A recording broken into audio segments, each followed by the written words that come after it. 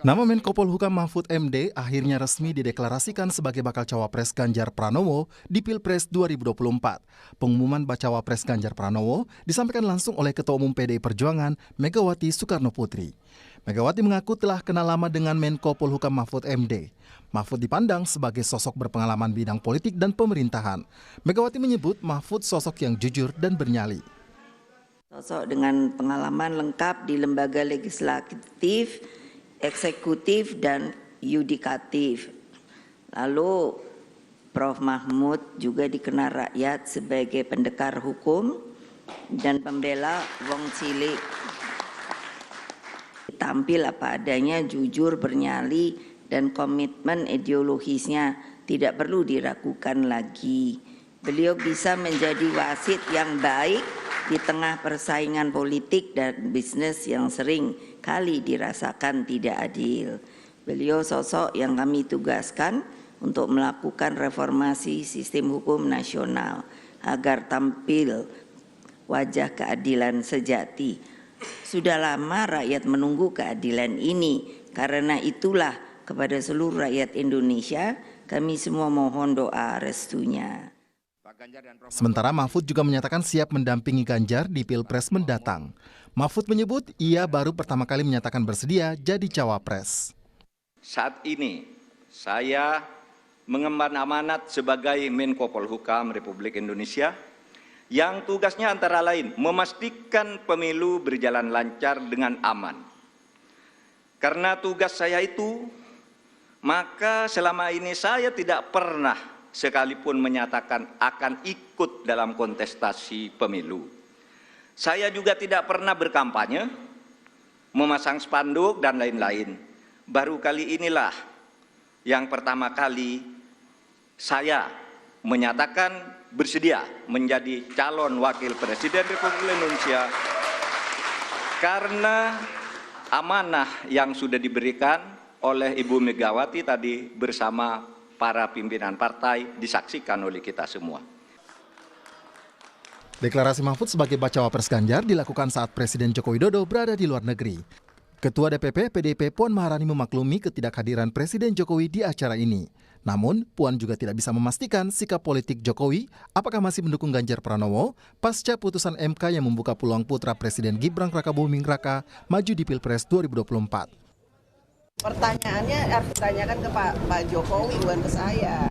Jadi nanti tanya ya, kalau Presiden udah pulang masih mendukung Pak Ganjar Pranowo atau punya pilihan lain ya. Tolong ditanyakan, saya juga mau tahu jawabannya.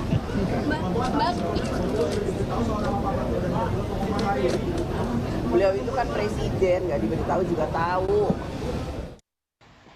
Puan juga belum bisa memastikan apakah Gibran Rakabuming Raka akan bergabung dalam tim pemenangan Ganjar Mahfud.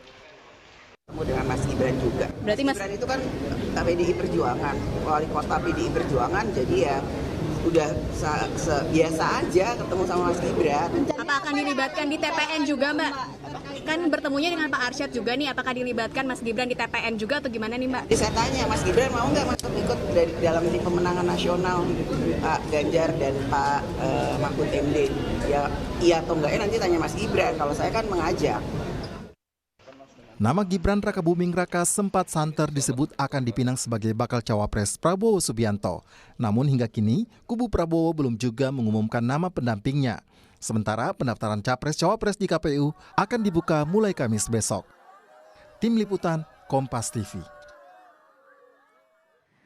Mahfud MD jadi bacawa pres Ganjar di Pilpres mendatang. Bagaimana membaca pilihan politik koalisi pengusung Ganjar Pranowo ini? Kita akan ulas bersama politisi PDI Perjuangan Deddy Sitorus dan Direktur Eksekutif Poltreking Hanta Yuda. Selamat sore Pak Deddy, Mas Hanta. Selamat sore Cindy, Baik. Bang Deddy. Pak Deddy, kenapa Mahfud MD yang akhirnya dijadikan pilihan menjadi bacawa pres Ganjar Pranowo? Iya, kalau disimak pidato Ibu Mega kan sudah sangat jelas menerangkan kenapa Pak Mahfud MD dipilih oleh Ibu Mega bersama semua pimpinan partai politik pengusung Mas Ganjar. Jadi ada banyak hal. Pertama tentu terkait dengan isu penting reformasi hukum di negara kita.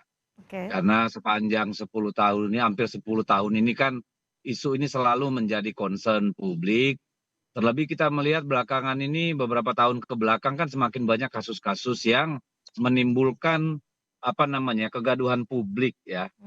Jadi itu salah satu.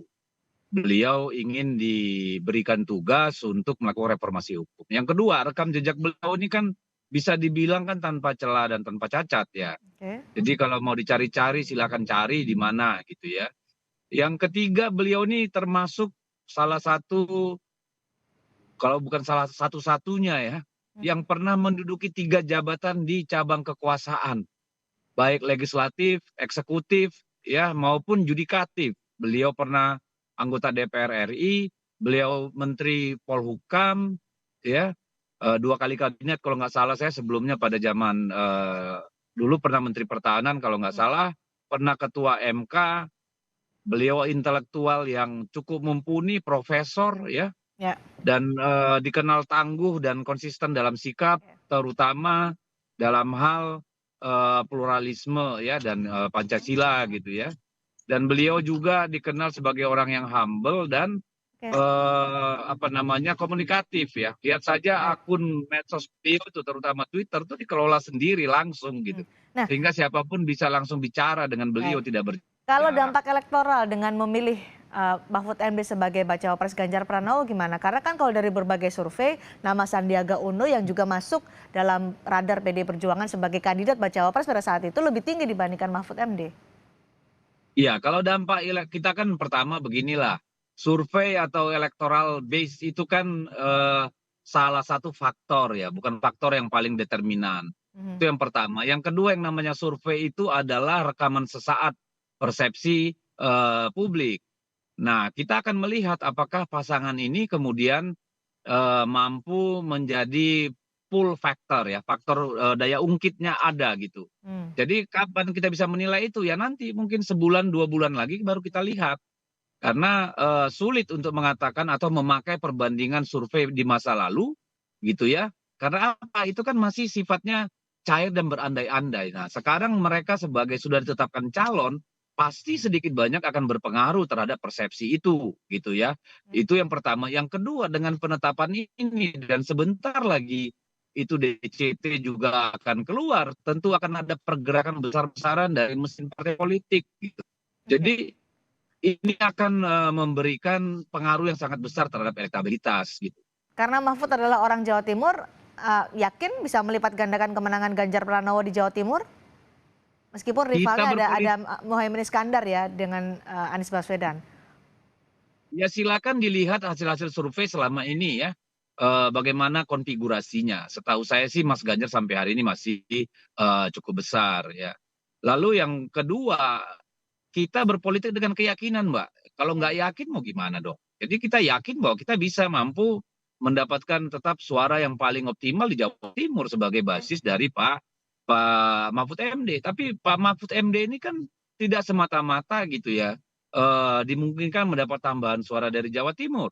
Tetapi basis NU secara keseluruhan pasti bisa mengambil suara juga di ceruk-ceruk NU di seluruh Indonesia gitu ya. Belum lagi beliau dikenal terutama kalau kita lihat media sosial ya, itu banyak yang sangat suka dengan Pak Mahfud yang memang orangnya tegas tanpa tedeng aling-aling gitu ya, dan juga konsisten dengan isu yang sangat salah satu isu yang sangat penting itu soal korupsi, soal penegakan hukum. Baik, Mas Hanta, tepatkah koalisi pendukung Ganjar Pranowo memilih Mahfud MD sebagai bacawa presnya? Ya, kalau kita lihat dari profil personality maupun dari basis konstituen pendukungnya, Pak Mahfud relatif dia komplementer ya, bisa menambal celah atau di mana titik-titik kelemahannya Mas Ganjar, meskipun perlu diukur untuk perkembangan ke depannya. Misalnya kalau kita lihat, saya paling tidak mencatat ada 3 potensi kekuatan elektoral, menjawab pertanyaan Cindy tadi, yang dimiliki oleh Pak Mahfud, konteksnya dengan Mas Ganjar hari ini. Yang pertama dari sisi kewilayahan geografis, Mas Ganjar kan basisnya di Jawa Tengah. Kemudian kompetitor utamanya Pak Prabowo di Jawa Barat. Sementara ada 3 provinsi penentu kalau digabungkan total 47% dari pemilih Indonesia. Artinya kalau menangkan 2 dari 3 provinsi itu berpotensi menang. Nah, provinsi yang ketiga itu Jawa Timur. Jawa Timur ini adalah penentu. Karena kita tahu di sini kekuatan Ganjar kemudian diimbangi bersama Pak Prabowo relatif sama-sama kuat. Ditambah Anies apalagi ada Caimin belakang Cawapres. Yang kedua, dari sisi segmentasi demografi juga melengkapi, yaitu kombinasi tadi nasionalis religius dan Pak Mahfud yang saya kira sangat terasosiasi kuat representasi dari NU, jadi melengkapi dari sisi NU-nya. Sementara Mas Ganjar berangkat dari partai nasionalis, merah hijau lah kira-kira. Ini bisa melengkapi. Yang ketiga, terakhir tadi soal kemampuan Pak Mahfud dari sisi rekam jejak yang memiliki pengalaman trias politika yang lengkap tadi, eksekutif, legislatif, dan yudikatif tadi, ditambah kompetensi beliau yang cukup mumpuni saya kira. Kalau misalnya Pak Prabowo mengambil Mas Gibran, ini menjadi titik kekuatan Pak Mahfud sekaligus menjadi kelemahan Mas Gibran, pasti menjadi serangan terkait dengan pengalaman tentang representasi NU dan sebagainya. Dan terakhir, satu lagi Cindy, saya kira partai PD Perjuangan dan koalisinya bersama Mas Ganjar tampaknya memang ada 2 pilihan atau 3 ya pilihan mengambil cawapres itu dari basis itu. Satu, dari basis yang sama. Kalau basis yang sama kan cawapresnya Mas Gibran sama-sama PDIP sama-sama di tengah, kan nggak diambil. Yang kedua, memecah basis lawan Jawa Barat. Yang itu kemarin sempat disebut Ridwan Kamil, tapi tidak dipilih oleh Ganjar dan PD Perjuangan. Nah, yang dipilih adalah strategi yang ketiga, yaitu memaksimalkan basis di mana si capres belum maksimal di sana. Ada potensi, yaitu Jawa Timur. Dan Jawa Timur kita tahu provinsi penentu. Jadi pada titik ini seperti saya kira... yang disampaikan Pak Didi tadi, basis NU juga bisa diraih oleh Mahfud MD? Betul, bisa melengkapi. Meskipun kalau kita bedah dari survei nasional kami terakhir, NU itu sebarannya pemilih NU yang 50% itu ke Ganjar 43%, tipis di bawahnya Pak Prabowo 39%, ke Anies 16%. Nah, dengan Pak Mahfud, kemudian ada Anies, itu bisa semakin, Caimin wakilnya Anies itu bisa mengimbangi, dan Pak Mahfud punya potensi untuk melengkapi dari sisi NU tadi, selain Jawa Timur.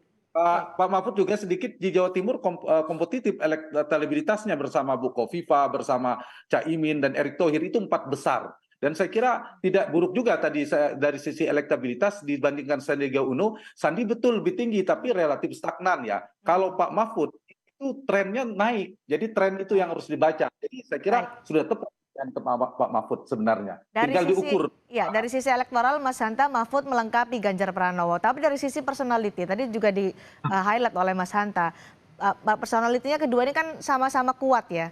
Ganjar Pranowo dan Mahfud MD. Mahfud MD sangat berpengalaman trias politika. Ketika mereka berduet, apakah saling melengkapi seperti yang tadi disebutkan secara elektoral, atau justru akan bersaing? Ada matahari kembar di sini. Nah, ini yang menarik juga, proyeksi pemerintahan ke depan, potensinya bisa melengkapi dari sisi hukum dan sebagainya. Tapi seperti Cindy katakan, biasanya PD Perjuangan sangat antisipatif dengan hal ini. Misalnya mengapa memilih Pak Maruf Amin. Itu salah satunya untuk menghindari matahari kembar supaya tidak maju lagi 5 tahun mendatang. Nah, kalau dari si Pak Mahfud tantangannya di sana. Kalau Pak Mahfud kan meskipun senior, tokoh NU senior tidak sesenior Pak Maruf Amin, punya potensi. Beliau masih kuat, ya ini masih terlalu jauh ya Cindy ya. Tapi kalau disampaikan ya masih potensial. Misalnya ini terpilih Pak Mahfud berpotensi punya figur cawapres yang saya kira bukan karakteristik yang ban serep lah. Beliau punya kompetensi, punya potensi matahari kembar. Nah ini yang mungkin diantisipasi ke depan.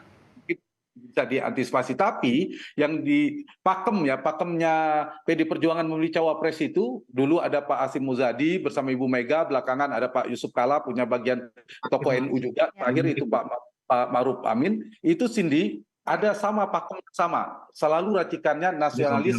Kali ini berbeda ya Mas Hanta ya. Oke. NU senior gitu. Baik.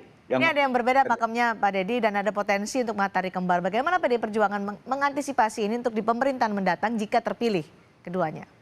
Alah, matahari kembar dari mana? Saya kira itu kan hanya istilahnya itu spekulasi kalau menurut saya. Jadi kan orang ini ketika sebelum diputuskan itu kan sudah punya komitmen.